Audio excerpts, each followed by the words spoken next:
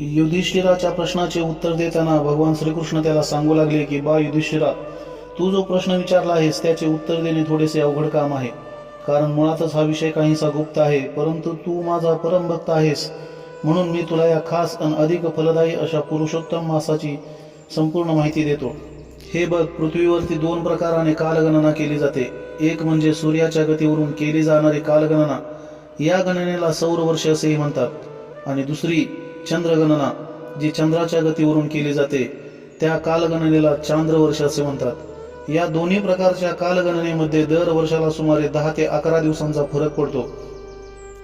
हा फरक भरून काढण्यासाठी दर 3 वर्षांनी एक जादा म्हणजेच अधिक मास येतो.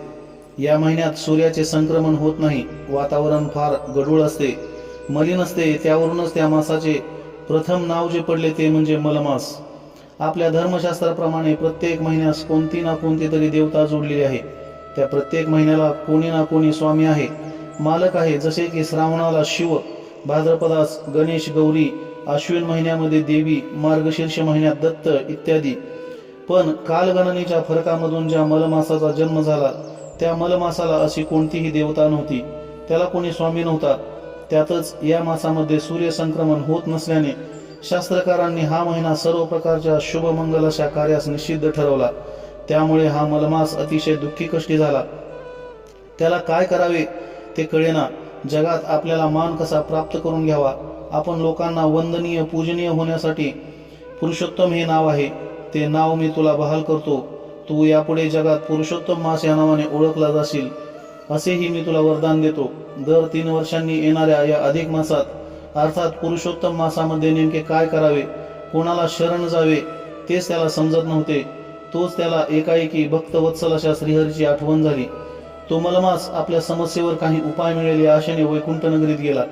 तिथे त्याने माझे म्हणजेच भगवान विष्णूंचे दर्शन घेतले, त्यांची भेट घेतली. त्याने विष्णूंना त्याचे दुःख निवेदन केले. तेव्हा त्यांनी त्याला धीर देत म्हणाले की भगवान विष्णू म्हणाले, बा मलमासा, तू असा दुःखी कष्टी होऊ नकोस. हे वैकुंठ आहे, इथे शोक दुःख क्लेशाला थारा नाही. हे बघ, जगात जे जे काही निर्माण झाले आहे त्याचा कोणी ना कोणीतरी संरक्षक मालक स्वामी आहेच.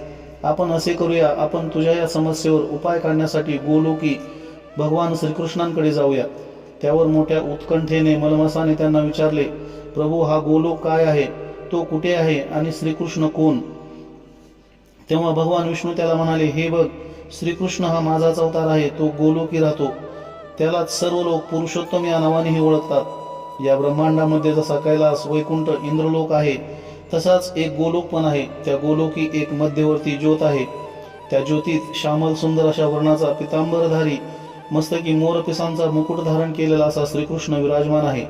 त्याचा श्यामल वर्ण, कमळासारखे डोळे, धनुष्यासारख्या भुया, कानी कुंडले, गळ्यात कौस्तुभ मणी, कमरेला मेखला अन हातात सुंदरशी मुरली, असा हा श्यामल सुंदर चित्ताचे आकर्षण करून घेणारा श्रीकृष्ण तिथे आहे. आपण त्या गोलोकी जाऊया. असे म्हणून भगवान विष्णू हे त्या मलमासासोबत घेऊन गोलोकी निघाले. अध्याय 2 समाप्त. रामकृष्ण हरी.